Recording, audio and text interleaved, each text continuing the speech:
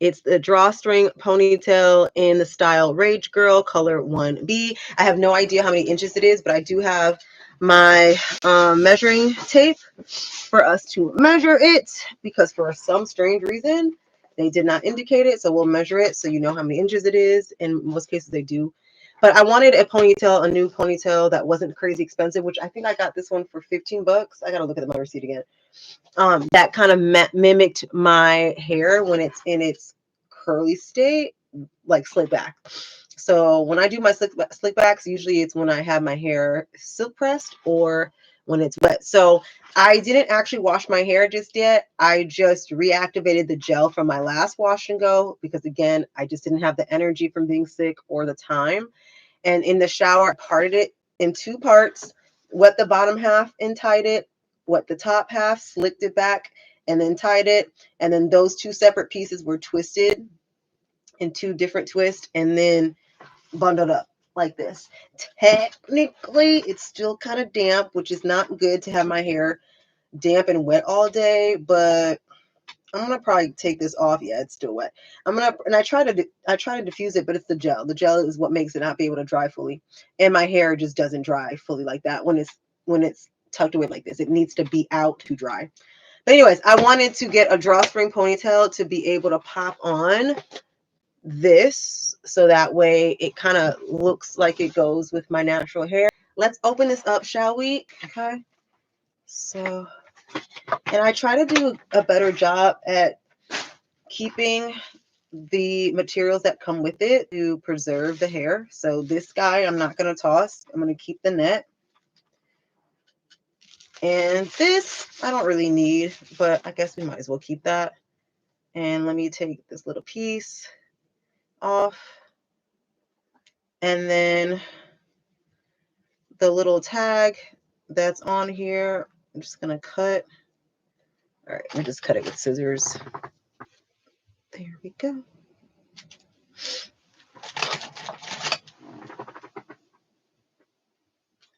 Okay. And I usually try to keep these too, because I do not know why these companies do not just put the freaking style of the wig on the tag. None of them do that, which is so frustrating, especially when you bought so many synthetic wigs like I have. You just stop remembering, especially when you start to cut into them and they look completely different from what they originally were. But anyways, this is what it looks like straight out the package. Very cute, very cute. And this wasn't on display, so I was low-key hoping for the best, but I think I did good, because I wanted, again, to look like it would make sense coming out of my hair, it being in its natural form. Okay, so we're just gonna lightly, not really brush it, but just kind of spread those curls out, kind of air them out, because it's kind of clumped here. And one thing I like to do with all my synthetic wigs, the same set of scissors I used actually. So these are shears that have like little teeth in them. Usually I'll go in. I'm not going to do it right now on the live because I need to see what I'm doing. This is just a quick try on. But anyways, I'll go in and usually I'll start it from the back so you don't see it from the front, and like slice into it and brush that out, because that eliminates tangles. When it's all the same length, it's more prone to tangles. I think that's good. I don't want to mess with it too much, but I'm probably going to cut into this a little bit. So let me just kind of fluff it out. I like my hair to be big, and I don't like it to look too perfect. But anyways, here's how it comes. There's a little drawstring here. I'm going to just move that, open it up, and then there's a comb at the top and a comb at the bottom. So we're going to take the comb at the top and put it right at the top in the middle. So it looks like it's growing out this bad boy. Okay, it should be big enough to cover my whole little bun situation. Yep, it is. And then we're going to take the comb right into the bottom. Make sure they're both secure before I take the drawstring and pull the drawstring like so, and snug, and adjust as you go if it feels weird. Okay, that's good. Oh, this is cute. Y'all, I love me a pony. Excuse me, a faux pony. And always, normally what I do is take a bobby pin and putting it at the end. It's just a lot easier for me. Putting it at the end of the tie and then tying it, securing it, making sure it's under and hidden.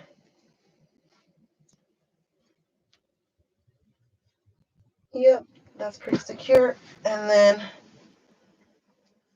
I always try to get it to be at the bottom part so it's hidden and tucked away.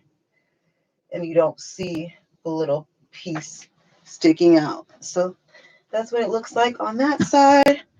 Sometimes people will take a piece of hair and wind it. I don't really care to do all that. I don't mind it looking like this.